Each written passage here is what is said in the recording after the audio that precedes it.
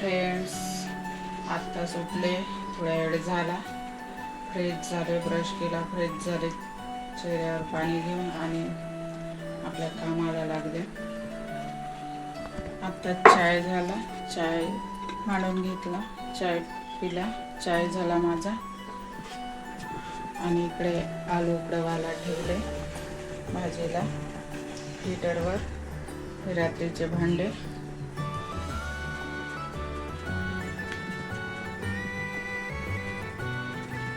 मुलगी पण झोपलेलीच आहे.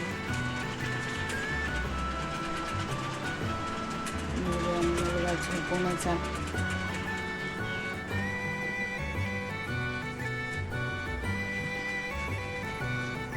इकडला पण सर्व झटकून घेतला. आता झाडू मारून घेते.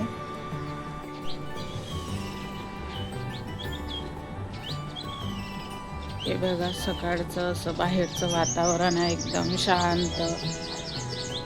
चिमण्यांचा आवाज.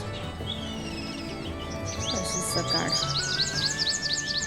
6लाच उठले होते, कारण आज जायचं आहे मला अंगणवाडीमध्ये मुलीला घेऊन.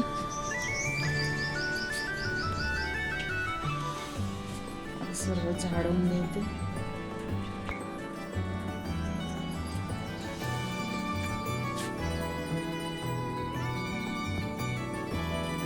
हे बाहेरचं आहे.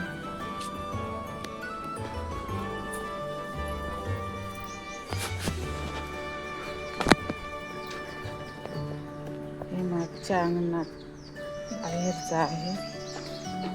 बघा किती छान छोटे छोटे आंबे लागले आहे झाडाला. पुष्कळ लागले आहे.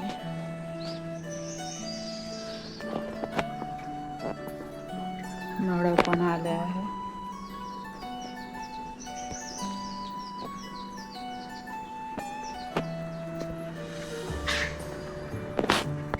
हे बघा, मी उकडून घेतलेले आलू घेतले. आज आलूचा मला सुकी भाजी बनवायची. हे आलू उकडून घेतले. कांदे, मिरची, टमाटर कापून घेतले. याला मी बारीक करून घेते.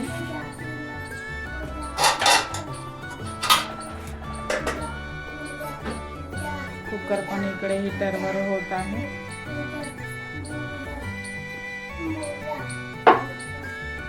मी आलूची भाजी कशी बनवते ती तुम्हाला दाखवते. एकदम साधी सोपी.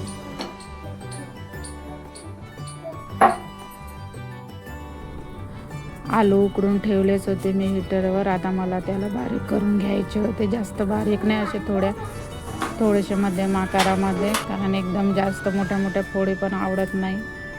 कांदे, मिरची, टमाटर कापून घेतली होती. कढीपत्ता पण आणला होता. खूप छान भाजी होती. मला तिखटाची भाजी आवडते, पण मिस्टरांना ते आवडत नाही. तर आज मिरचीचीच बनव म्हटले होते, त्यामुळे मी आज मिरचीची सुकी भाजी बनवली होती आलूची. कांदे, मिरची, टमाटर टाकून घेतले, कढीपत्ता टाकून घेतला आणि छान शिजू दिलं त्याला. आणि नंतर मीठ आणि हळद टाकून घेतली आणि मग आलूचा बुरका टाकून घेतला. खूप छान झाली होती भाजी, पण मला काही आवडत नाही. मला थोडं तिखटाचीच आवडते. तर भाजी पण माझी झाली होती छान. स्वयंपाक झाला होता आणि मुलगी तर दुपारच्या टाईममध्ये बाहेर तयार होऊन उभी होती. तर मला आज जायचं होतं दवाखान्यामध्ये, कारण मुलीची टेस्ट करायची होती. त्यामुळे मी बाहेर दवाखान्यामध्ये घेऊन गेली होती तिला. तिथून आली, सर्व कामे दुपारचे आवरून घेतले होते. नंतर मुलगी अंगणामध्ये, मागच्या अंगणामध्ये खेळत होती, कारण मी अंगण झाडून घेतलं होतं. आंब्याचा बहार आणि आंबे छोटे छोटे खूप पडतात, तर मी अंगण झाडून घेतलं. आपलं बघूनच लहान मुलं पण करून बघतात. ती पण छोटा झाडू घेऊन ती पण झाडत होती. तिला पण खूप मजा येत होती. माझ्यासोबत बोलत जात होती आणि झाडत जात होती. लहान मुलांना कसं मोठ्या माणसाने केलं तेच आपल्याला पण करावं असं वाटतं. बाय.